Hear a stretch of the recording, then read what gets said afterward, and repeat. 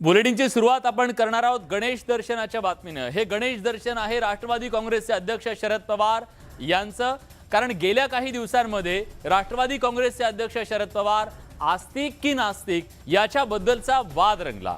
दावे प्रतिदावे करण्यात आले, अनेक फोटो समोर आल्या आणि याच दरम्यान आज पुणे दौऱ्यावर असलेल्या शरद पवार यांनी दगडूशेठ हलवाई गणपतीचं दर्शन घेण्याचा निर्णय घेतला आणि त्यानंतर पुन्हा एका चर्चेला उधाण आलं। शरद पवार पुणे दौऱ्यावर होते। शरद पवारांनी यावेळी भिडेवाड्याची पाहणी केली। शरद पवार दगडूशेठ गणपतीच्या दर्शनाला जाणार हे आधी सांगण्यात आलं, मात्र पवारांनी मंदिरात न जाता बाहेरूनच दर्शन घेणं पसंत केलं। आपण मांसाहार केल्यानं मंदिरात न जाता बाहेरून बाप्पाचं दर्शन घेतल्याचं सांगितलं गेलं।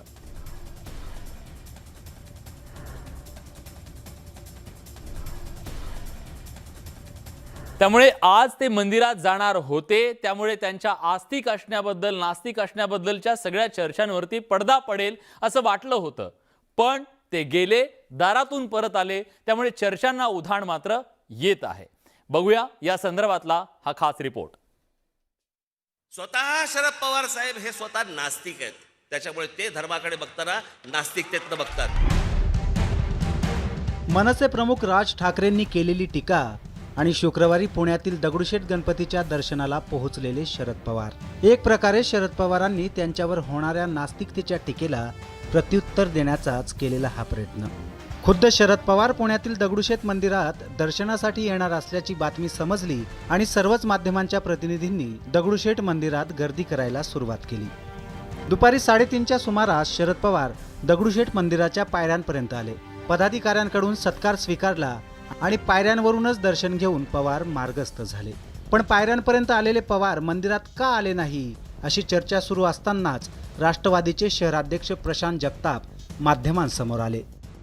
शरद पवार जेव्हा दगडूशेठला आले तेव्हा आधी मंदिरात न जाता त्यांनी समोर असलेल्या भिडेवाड्याची पाहणी केली, त्यानंतर मग दगडूशेठ ट्रस्टसाठी द्यायच्या जागेची पाहणी केली आणि आता तरी शरद पवार मंदिरात येतील असं वाटत असताना अचानक शरद पवार मंदिराच्या बाहेरच्या बाजूनं दगडूशेठचं दर्शन घेतात आणि लगेच निघून जातात। या सगळ्यानंतर त्यांनी दिलेलं कारण हे अतिशय आश्चर्यचकित करणारं होतं। या गोष्टीचा सार्थ अभिमान आहे की आदरणीय पवार साहेबांना माझ्यासहित बाकी देवतिकांनी विचारलं की आदरणीय साहेब आपण मंदिरात दर्शन करावं। ते म्हणाले की मी आज नॉनव्हेज खाल्लेलं असल्यामुळं मी चुकीचा पायंडा पाडणार नाही, माझ्या बुद्धीला पटणार नाही, त्याच्यामुळे बाहेरूनच दर्शन करून सावितून गेलेले आहेत। नॉनव्हेज खाल्लं असल्यानं मंदिरात जाणं पवारांच्या बुद्धीला पटलं नाही, पण 30 वर्षांनंतर का होईना पवार मंदिराच्या पायऱ्यांपर्यंत तरी पोहोचले, याचं ब्राह्मण महासंघाच्या आनंद दवेंनी स्वागत केलंय।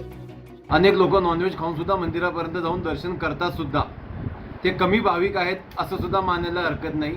माननीय शरद पवार साहेब यांनी आज जी भूमिका घेतली ती सर्वोच्च भक्ताची एक भूमिका आहे असं आम्ही हिंदू महासंघ म्हणून त्याच्याकडे बघतो। पुरोगामी आणि कर्मठ असलेल्या माननीय शरद पवारांची हिंदू सात्विकतेकडे जाणारी भूमिका ही निश्चितच आनंददायक आहे। या भूमिकेचं आम्ही मनापासून स्वागत करतो। माननीय शरद पवार साहेबांनी असंच राहावं।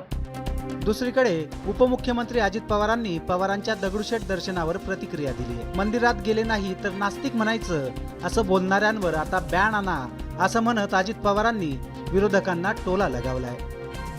प्रत्येकाला कुठेही जाण्याचा अधिकार आहे, तो संविधानाने कायद्याने घटनेने दिलेला आहे। उगीच प्रत्येक वेळेस काहीतरी गेलं तर म्हणायचे हे का गेले, नाही गेलं तरी नास्तिक आहे। अरे काय चाललंय ह्याच्यात नाही, हे तुम्ही दाखवायचं बंद करा, म्हणजे बोलणारे पण बंद होतील। तुम्ही या असल्या बोलणाऱ्यांच्यावर बॅन आणा। एकंदरीतच मागील आठवड्यात ब्राह्मण संघटनेच्या पदाधिकाऱ्यांशी चर्चा आणि आता थेट दगडूशेठ मंदिराच्या पायऱ्यांपर्यंत पोहोचत पवारांनी विरोधकांच्या आरोपांना प्रत्युत्तर देण्याचा प्रयत्न केलाय। पण पवारांनी पायऱ्यांवर येऊनही मंदिरात प्रवेश न केल्यानं त्यांनी एकाच वेळी पुरोगामी विचारांचं जतन आणि हिंदुत्वाचा आधारही घेण्याचा प्रयत्न केल्याची चर्चा सुरू झाली आहे। आता पवारांचं हे सॉफ्ट हिंदुत्व त्यांना किती फायद्याचं ठरतं हे पाहणं महत्त्वाचं ठरणार आहे। पुण्याहून वैभव सोनवणेसह ब्युरो रिपोर्ट, न्यूज 18 लोकमत। यानंतरची बातमी आहे महाराष्ट्रातल्या बहुचर्चित अशा राज्यसभेच्या 6व्या जागेच्या निवडणुकीच्या संदर्भातली आणि या 6व्या जागेवरून आता संभाजीराजे छत्रपती यांनी माघार घेतली आहे। आज त्यांनी माघार घेत असताना शिवसेनेचे पक्षप्रमुख उद्धव ठाकरे यांच्यावर जोरदार निशाणा साधलाय। त्यामुळे पुढच्या काळात शिवसेना विरुद्ध संभाजीराजे हा संघर्ष आणखी उफाळण्याची शक्यता आहे। बघूया या संदर्भातला हा खास रिपोर्ट।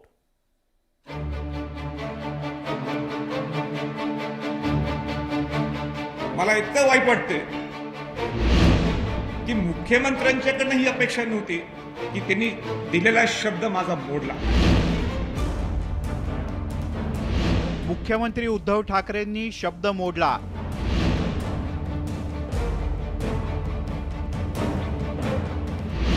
संभाजीराजे छत्रपतींचा गंभीर आरोप।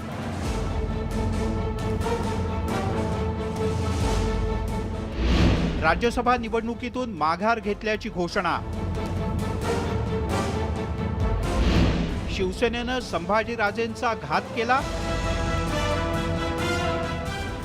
मागच्या जवळपास 15 दिवसांपासून सुरू असलेल्या संभाजीराजेंच्या राज्यसभा उमेदवारीच्या चर्चांवर अखेर त्यांनीच पडदा पाडला। पण राज्यसभा निवडणुकीतून माघार घेताना संभाजीराजेंनी पडद्यामागच्या घडामोडींवरचा पडदा हटवला आणि मुख्यमंत्री उद्धव ठाकरे यांच्यावर शब्द न पाळल्याचा गंभीर आरोप केला। मला इतकं वाईट वाटते की मुख्यमंत्र्यांच्याकडनं ही अपेक्षा नव्हती की त्यांनी दिलेला शब्द माझा मोडला। असो, स्वराज्य बांधण्यासाठी मी आता सज्ज झालोय। विस्थापित मावळा यांना स्वराज्यात संघटित करण्यासाठी मी आज मोकळा झालोय। यावेळेला संभाजीराजेंनी शिवसेनेच्या भूमिकेवर जोरदार प्रहार केला, पण आपल्या मनात कोणाबद्दलही द्वेष नसून आपली बांधिलकी जनतेशी असल्याचंही सांगायला ते विसरले नाहीत। घोडेबाजार होऊ नये म्हणून मी ही निवडणूक लढवणार नसल्याचं सांगत त्यांनी ही माघार नाही तर आपला स्वाभिमान असल्याचं नमूद केलं। पण मला पूर्ण कल्पना आहे की ह्याच्यात निश्चित घोडेबाजार होणार आणि घोडेबाजारसाठी ही माझी उमेदवारी नाही आहे। माझी उमेदवारी ह्याच्यासाठी होती की सगळ्या पक्षातल्या लोकांनी मला मदत करावी। निष्कलंक माझं व्यक्तिमत्व आहे, ते लक्षात ठेवून तुम्ही मला मदत करा। पण ते होताना काही दिसत नाहीये आणि घोडेबाजारी होऊ नये म्हणून मी या निवडणुकीच्या समोर जाणार नाहीये। पण ही माघार नाहीये, हा माझा स्वाभिमान आहे। दरम्यान संभाजीराजेंच्या या आरोपांना शिवसेनेनं प्रत्युत्तर दिलं। उद्धव ठाकरे यांनी जड अंतःकरणानं शिवसैनिक बाजूला करून उमेदवारी दिली होती, पण संभाजीराजेंनी संधी घालवल्याची टीका खासदार अरविंद सावंत यांनी केली। तर संजय राऊत यांनी वाद वाढवायचा नाही असं म्हणत हा विषय संपल्याचं सांगितलं। आदरणीय वंदनीय शिवसेना प्रमुखांचे सुपुत्र आदरणीय उद्धवजी ठाकरे साहेब, त्यामुळे दिला शब्द मोडला असं कधीच घडलं नाही। तुम्ही तुमच्या विचाराशी ठाम असाल तर शिवसेना आपल्या विचाराशी ठाम आहे ना। आम्ही ठाम असणं गैर आहे। आम्ही तुमचं स्वागतच केलं तर उदाहरण आजही आम्ही एक मावळा दिलाय कडवट मराठा महासंघाचा सुद्धा तो कार्यक्रम होता, म्हणून विचार केला पाहिजे की तो शिवसेनेचा खासदार म्हणून जाणार आहे। आमच्या कोट्यात 2 शिवसेनेचे खासदार, ज्यांनी त्यांना पहिल्यांदा नामनियुक्त म्हणून नाव दिलं त्या भारतीय जनता पार्टीनं गेल्या संबंध या 15-20 दिवसामध्ये अवाक्षर तरी काढलं का? त्यांचं एकच म्हणणं शिवसेनेने द्यावं, म्हणजे काय करावं? हलवायच्या घरावर तुळशीपत्र ठेवणारी माणसं ही। आमच्यासाठी हा विषय संपलेला आहे। मी 2 दिवसापूर्वी सांगितलं, राज्यसभा निवडणुकीच्या 6व्या जागेचा विषय आमच्यासाठी संपलेला आहे। छत्रपती संभाजी महाराज यांच्याविषयी आम्हाला प्रेम आहे, आस्था आहे, आदर आहे आणि आम्हाला शब्दाला शब्द लावून वाद वाढवायचे नाही। आमच्या त्यांना शुभेच्छा आहेत। संभाजीराजेंच्या या आरोपांनी समर्थकांच्या नाराजीचा सूर शिवसेनेकडे वळल्याचं पाहायला मिळतंय। तर शिवसेना विरोधकांना संभाजीराजेंच्या आरोपामुळे टीकेची आयती संधीच मिळाली आहे। संभाजीराजेंवर गेम झाली असं झालेलं आहे आणि त्यांना म्हणजे आता कोणी केली काय केलं हे संभाजीराजांना चांगलं माहीत आहे, त्यांना ते कळालं आहे। माझी एकच म्हणजे छत्रपती घराण्याचे ते वारसदार आहेत. मला ती त्यांना एवढंच आहे, मी तसं वयानं त्यांच्यापेक्षा छोटा आहे, पण एकच माझं सांगणं आहे की आज मराठा मोर्चा आणि मराठा आरक्षणाच्या माध्यमातून त्यांच्या मागं महाराष्ट्रातला मराठा समाज मोठ्या प्रमाणावर उभा आहे. एकंदरीतच संभाजीराजेंनी राज्यसभेतून माघार घेत राज्यव्यापी दौऱ्याची घोषणा केली. त्यामुळे आता या राज्यव्यापी दौऱ्यातून संभाजीराजे कार्यकर्त्यांची भक्कम फळी उभी करण्याच्या तयारीत आहेत. आता संभाजीराजे शिवसेनेकडून झालेल्या विश्वासघाताचा बदला घेणार का हे पाहणं महत्त्वाचं आहे. मुंबईहून उदय जाधवसह ब्युरो रिपोर्ट, न्यूज 18 लोकमत. यानंतर एक वेगळी बातमी आहे. तुम्ही बघत असाल, राज्याचे उपमुख्यमंत्री अजित पवार हे एका विद्यार्थिनीच्या समोर हात जोडून उभे आहेत. असं काय झालं, या विद्यार्थिनीकडे असं काय होतं की दादांनी या मुलीला चक्क हात जोडले? त्याचं झालं असं की देशी गोवंश प्रदर्शनाचं उपमुख्यमंत्री अजित पवार यांच्या हस्ते आज उद्घाटन करण्यात आलं. यावेळी एका विद्यार्थिनीसोबत ते काही काळ गप्पा मारत उभे होते. यावेळी विद्यार्थिनीला किती गुण मिळाले म्हणून त्यांनी तिला विचारलं, तेव्हा त्या मुलीनं सांगितलं, त्या विद्यार्थिनीनं, की तिला 99.10% गुण मिळालेत. आणि तिनं तिची ही टक्केवारी सांगितल्याबरोबर अजितदादांनी आश्चर्यचकित होत या विद्यार्थिनीच्या समोर अक्षरशः हात जोडले.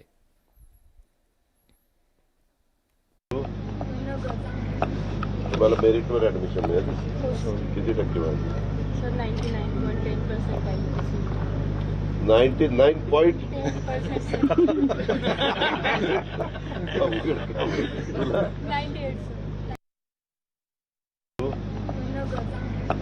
तुम्हाला मेरिटवर ऍडमिशन मिळाली?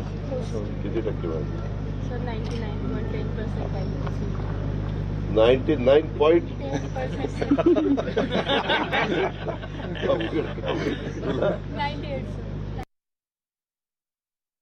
मी काही मुलींना विचारलं, 98% मार्क, 99% मार्क. आमचे डोळेच पांढरे झाले. म्हणलं कधी आयुष्यात आमचे 2 वर्षाचे एकत्र मार्क केले तरी 98% होणार नाही. म्हणलं हे एक्स्ट्रा ऑर्डनरी काम आहे. पण खरोखरीच मुलींना तुमचं खूप खूप कौतुक आहे. अशा तुमच्या सगळ्यांचं हे काम बघितल्यानंतर आपल्या महाराष्ट्राचं पुढचं भवितव्य 100% उज्ज्वल आहे. एवढं तुमचं सगळ्यांचं काम वाखाणण्याजोगं आहे.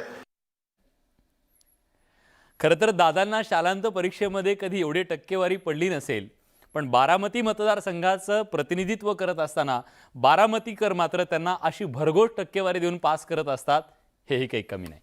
यानंतर बातमी आहे राज्यसभा निवडणुकीच्या बरोबरच आता राज्यात विधान परिषदेच्या निवडणुकांचं सुद्धा रणधुमाळी सुरू झालेली आहे. आणि या रणधुमाळीमध्ये आता जोरदार लॉबिंग सुरू झालेलं आहे. आणि यात राज्याच्या माजी ग्रामविकास मंत्री पंकजा मुंडे यांचं नाव चर्चेत आहे. इच्छुक नेत्यांनी आपापल्या पक्षाकडे नेत्यांकडे तशी लॉबिंग करायला सुरुवात केली. अशातच मी विधान परिषदेवर जावं ही कार्यकर्त्यांची मनापासून इच्छा आहे, असं वक्तव्य भाजपच्या नेत्या पंकजा मुंडे यांनी केलं.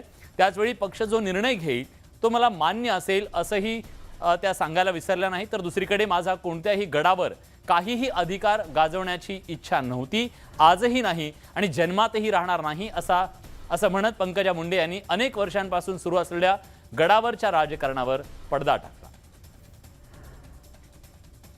बघू आता ते मला काय करेल, पक्ष काय निर्णय घेईल ते त्याच्याकडे तसे सगळे प्रतीक्षा करतायत. त्याप्रमाणे पक्ष काय निर्णय घेतो संदर्भामध्ये चर्चा वरिष्ठ नेते अशी काही पद्धती नाही. मी पण कोणाची अशी काही भेट घेतली का माझी अशी स्वतःची वैयक्तिक अशी कुठली मी कोणाची भेट या संदर्भात घेतलेली नाही. गडावर काहीतरी आधिपत्य, माझ्या कोणत्याही गडावर माझा काही अधिकार गाजवण्याची इच्छा कधी नव्हती, आजही नाही आणि जन्मात राहणार नाही. या गडाची पायरी म्हणून, या गडाची लेख म्हणून, एक भाविक म्हणून वर्षातून येऊन तुम्ही माझ्या डोक्यावर हात ठेवला, याच्या पलीकडे माझी तुमच्याकडून प्रशासकी आहे. आता तुला मी म्हणतो ते महाराज माझा काय प्रोटोकॉल आहे, मी ग्रामपंचायतीची साधी सदस्य देखील नाही, मी काय म्हणून उद्घाटन करणार नाही. काय उद्घाटन करणं हे आमदार खासदार मंत्र्यांचं काम. मी काय आमदार नाही, खासदार नाही, मंत्री नाही, कुणीच नाही, मी जिल्हा परिषद सदस्य देखील नाही. मी इथे आले वास्तुशांतीची एक लेख म्हणून, पाहुणी म्हणून आले.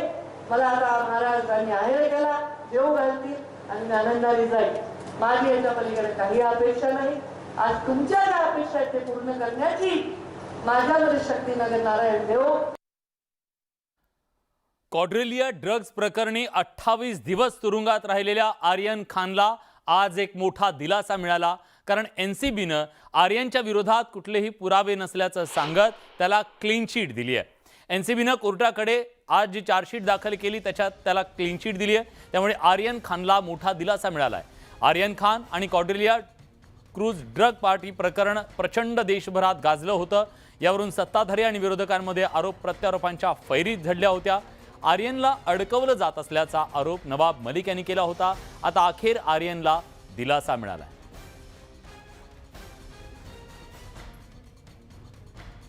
एनसीबी ने 20 में से 14 लोगों पर चार्जशीट दाखिल किया है और 6 लोगों पर चार्जशीट दाखिल नहीं किया गया। चार्जशीट दाखिल करने के पीछे कारण यह है कि 14 लोगों पर ठोस सबूत मिले, अर्थात ठोस सबूत का मतलब है फिजिकल एविडेंस और सर्कमस्टेंशियल एविडेंस, कोरोबोरेटिंग फिजिकल एविडेंस, और साथ ही उन लोगों पर जिन पर चार्जशीट दाखिल नहीं की जा सकी उसमें जो प्रारंभिक इन्वेस्टिगेशन था उसमें कुछ कमियां थीं और इसके आधार पर यह कहा जा सकता है कि अंततः सफिशिएंट एविडेंस नहीं मिला। इसके पीछे एक ही सिद्धांत को माना गया और वह सिद्धांत माननीय सर्वोच्च न्यायालय ने भी कई बार दोहराया है। वह प्रिंसिपल है beyond reasonable doubt. Beyond reasonable doubt, अगर रीजनेबल डाउट कहीं है तो उसके बियॉन्ड होना चाहिए, तभी सबूत को कारगर माना जाएगा। क्रूज में सब लोग थे या क्रूज में चढ़ने वाले थे, लेकिन वो आपस में एक साथ एक ही ग्रुप का हिस्सा थे ऐसा नहीं पाया गया। वो अलग अलग ग्रुप में आए थे, कभी कोई 4 में था, कोई 3 में, कोई 2 में, लेकिन बटे हुए थे। इसलिए ये एक जॉइंट कॉन्स्पिरेसी नहीं थी 20 की या 14 की, और इसके इतर ये भी स्पष्ट हो गया कि इसमें कोई इंटरनेशनल कॉन्स्पिरेसी की बात कंक्लूसिव रूप से प्रूव नहीं हो रही है। केवल व्हाट्सएप चैट को आधार करके हम लोग कंक्लूसिव एविडेंस नहीं जुटा सके। व्हाट्सएप चैट या कोई भी चैट, चाहे वो व्हाट्सएप पर हो या किसी भी माध्यम से हो, उसका कॉरोबोरेशन फिजिकल होना चाहिए। कई बार माननीय न्यायालयों ने यह स्पष्ट किया है कि व्हाट्सएप चैट अपने आप में कोई मायने नहीं रखता। आप व्हाट्सएप चैट पे किसी चीज़ की बात कर सकते हैं, लेकिन उसका अगर कोरोबोरेशन एंकरिंग अगर कोई फिजिकल एविडेंस के साथ शर्तिया नहीं होता है तो वो अपने आप में एविडेंस कंप्लीट नहीं होता है। और ये प्रीपोंडरेंस और प्रोबेबिलिटी का जो प्रिंसिपल है वो एनडीपीएस एक्ट पर लागू नहीं होता है। बियॉन्ड रीजनेबल डाउट होना चाहिए, और बियॉन्ड डाउट ऐसा एविडेंस हम लोगों को नहीं मिला। तर आज या सगळ्या संदर्भात नवाब मलिक यांनी सुद्धा आपली भूमिका मांडलेली आहे. भलेही ते जेलमध्ये असतील, पण आज ट्विटरच्या माध्यमातून त्यांच्या अधिकृत अकाउंटवरून त्यांनी या संपूर्ण घटनेच्या बद्दल आज एनसीबीनं जो चार्जशीट दाखल केली त्याच्याबद्दल सुद्धा त्यांनी भाष्य केलेलं आहे ट्विटरवरून. बघूया ते नेमकं काय म्हणतात. आता आर्यन खान आणि इतर 5 जणांना क्लीन चिट मिळाली आहे. यानंतर या प्रकरणी आता एनसीबी समीर वानखेडेंची टीम आणि प्रायव्हेट आर्मीवर कारवाई करेल का असा सवाल त्यांनी उपस्थित केलाय, की दोषींना संरक्षण दिलं जाईल असाही सवाल त्यांनी उपस्थित केलाय.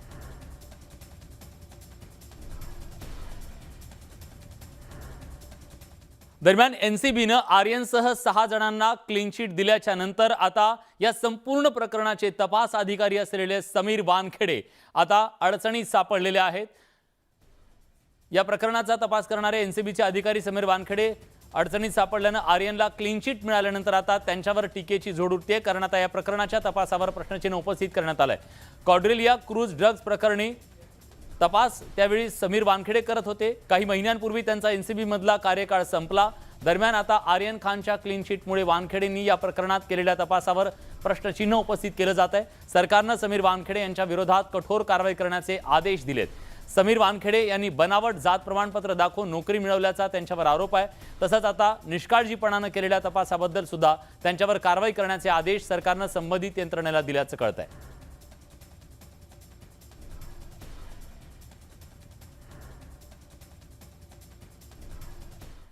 प्रसिद्ध बांधकाम व्यावसायिक अविनाश भोसले यांना काल सीबीआयनं अटक केली आणि त्यानंतर आता त्यांना नजरकैदेत ठेवण्याचे आदेश देण्यात आलेत.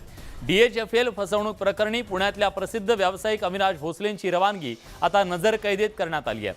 त्यांना सीबीआयच्या BKCतल्या विश्रामगृहात ठेवण्याचे निर्देश देण्यात आले. 2 दिवस संध्याकाळी 5 ते 6 दरम्यान भोसलेंना त्यांच्या वकिलांना भेटण्याची परवानगी देण्यात आली आहे. सीबीआयनं भोसलेंची 10 दिवसांकरता रिमांड मागितली. मात्र सीबीआयची कारवाई बेकायदेशीर असल्याचा दावा करत भोसलेंच्या वकिलांनी रिमांडला विरोध केला. भोसलेंच्या रिमांडला विरोध करत दाखल केलेल्या अर्जाला उत्तर देण्यासाठी सोमवारपर्यंतची मुदत देण्यात आली. 30 मे रोजी सकाळी अविनाश भोसलेंना 11 वाजता पुन्हा कोर्टापुढे हजर केलं जाणार आहे तसे निर्देश कोर्टानं दिलेत.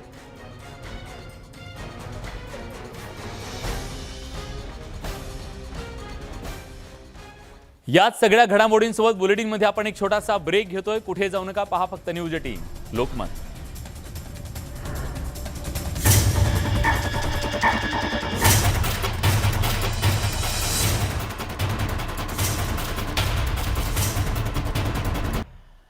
बुलेटिनच्या सुरुवातीलाच एक मोठी बातमी आपल्या हाती येते. पोलीस आयुक्त संजय पांडे यांना नोटीस बजावण्यात आलेली आहे. पोलीस महासंचालकांना सुद्धा नोटीस बजावण्यात आली आहे. संसदीय समितीकडून ही नोटीस बजावण्यात आली आहे. अमरावतीच्या खासदार नवनीत राणा यांनी जी तक्रार केलेली होती त्यांच्यावर झालेल्या अन्यायाच्या संदर्भातली त्या तक्रारीची दखल घेत संसदीय समितीकडून पोलीस आयुक्तांना ही नोटीस बजावण्यात आली आहे. 15 जूनला त्यांना हजर राहण्याचे आदेश देण्यात आले. लोकसभा विशेषाधिकार समिती आता त्यांची चौकशी करणार आहे आणि या चौकशीत त्यांना प्रश्नांची उत्तरं द्यावी लागणार आहेत.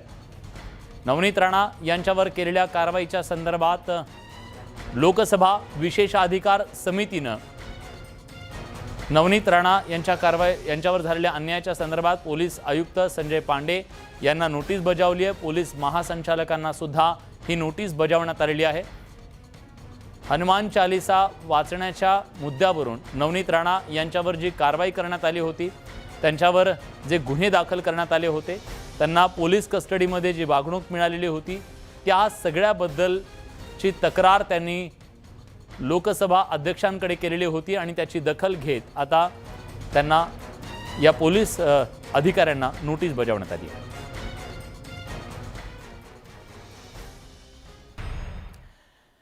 यानंतर बातमी आहे लडाखमध्ये सैन्याच्या गाडीला झालेल्या भीषण अशा अपघाताची. लडाखमधील तुर्तुक या ठिकाणी सैन्याच्या गाडीला हा अपघात झालेला आहे आणि या अपघातात आतापर्यंत भारतीय सैन्याच्या 7 जवानांचा मृत्यू झाल्याची धक्कादायक माहिती समोर येते. यात अनेक जण गंभीर जखमी झाल्याचंही कळत आहे. या अपघातात कोल्हापूरच्याही एका जवानाचा समावेश आहे. गडहिंग्लज तालुक्यातील बसरगे इथल्या प्रशांत जाधव यांचा यात समावेश असून गावात ही दुःखद बातमी पसरताच संपूर्ण परिसरावरती शोककळा पसरली आहे. प्रशांत हा केवळ 27 वर्षांचा होता. 2014 मध्ये तो मराठा लाईट इन्फंट्रीमध्ये भरती झाला होता.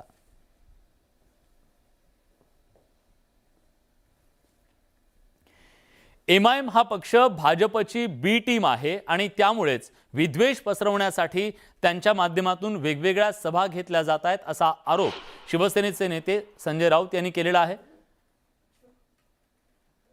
त्याचबरोबर राऊतांनी नितीन गडकरींचं तोंड भरून कौतुक केलंय. राऊतांनी गडकरींना शुभेच्छा देताना मोदी सरकारकडून जो विकास दाखवला जातोय त्यापैकी 90% कामं एकट्या गडकरींनी केल्याचं त्यांनी म्हटलंय.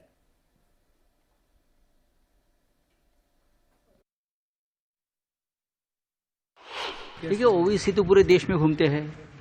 जहाँ जहाँ भारतीय जनता पार्टी को उनकी ज़रूरत पड़ती है वहाँ ओबीसी चले जाते हैं. ये उनका इतिहास है. तो अब भिवंडी में भी उनको बुलाया गया लगता है मुझे. लेकिन भिवंडी की जनता जो है मैं मानता हूँ अभी आजकल बहुत ही सोच समझकर निर्णय लेने वाली जनता है भिवंडी की. ओबीसी हो या और कोई हो, अगर कोई हमारे राज्य में जहर फैलाने का काम करेगा तो भिवंडी के जो मुस्लिम भाई है वो ओबीसी को समर्थन नहीं देंगे. तो माझ्यावर कोल्हापूरची जबाबदारी पक्षप्रमुखाने दिलेली आहे. आता मी कोल्हापूरला नाही गेले. 3 दिवस कोल्हापूरला काही पक्षाच्या बैठका, मेळावे, शिवसंपर्क अभियान या माध्यमातून पक्षवाढीसाठी आम्ही प्रयत्न करतो. नितीन गडकरी जरी भारतीय जनता पक्षाचे नेते असले तरी देशातला प्रत्येक राजकीय पक्ष प्रत्येक राजकीय नेता हा त्यांचा चाहता आहे. टीका टिप्पणी होत असते, पण गडकरींच्या टीका टिप्पणीमध्ये कधी विखार आणि विष नसतं. ते स्वभावानं फटकळ आहेत, पण मनानं निर्मळ आहेत. यानंतर बातमी आहे भाजपचे नेते किरीट सोमय्या यांनी परिवहन मंत्री अनिल परब यांच्यावर केलेल्या टीकेची. अनिल परब हे अतिशय खोटारडे मंत्री असल्याचा घणाघाती आरोप त्यांनी केलेला आहे. दापोल इथल्या साई रिसॉर्टची बांधणी त्यांनीच केली याचा पुनरुच्चार सुद्धा सोमय्यांनी केला. यावेळी बोलताना सोमय्यांनी अनिल परबांनी भरलेल्या कराच्या पावत्या दाखवल्या. तर परब यांच्यानंतर यशवंत जाधव यांचा नंबर असल्याचा इशारा त्यांनी दिलाय.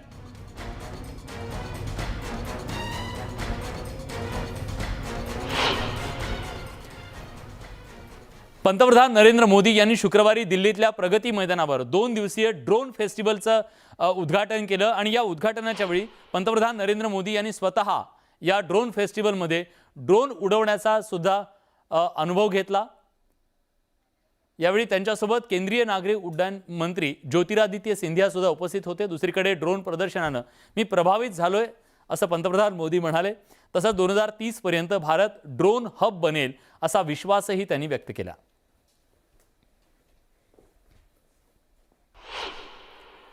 यवतमाळ जिल्ह्यातल्या वणीमध्ये माकडांनी अक्षरशः तिथं धुमाकूळ घातलेला आहे आणि त्यामुळे सर्वसामान्य नागरिकांना मोठा त्रास सहन करावा लागतोय. ही मोठी वानरं आहेत. यातल्या एका वानरानं आतापर्यंत 6 ते 7 जणांना चावा घेतलेला आहे या नागरिकांमध्ये. त्यामुळे भीतीचं वातावरण निर्माण झालंय. नागरिकांनी वन विभागाला या वानरांच्या उच्छादाची माहिती दिली. त्यानंतर या वानरांना बेशुद्ध करून पकडण्यात आलं. त्यामुळे या परिसरातल्या नागरिकांनी सुटकेचा निश्वास सोडला.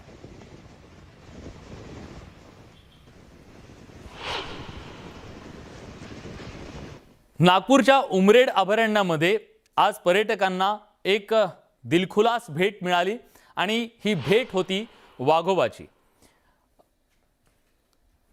उमरेड कराड व्याघ्र अभयारण्यामध्ये पर्यटकांना ही अनोखी पर्वणी पाहायला मिळाली. शेरी नावाची वाघीण आणि तिच्या 5 पिल्लांचं दर्शन इथल्या पर्यटकांना झालं.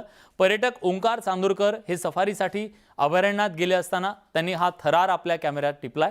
सध्या उमरेड कराड या व्याघ्र अभयारण्यामध्ये रोज पर्यटकांना शेरी आणि तिच्या पिलांचं दर्शन होतंय. त्यामुळे पर्यटकांना एक मोठी पर्वणी मिळते.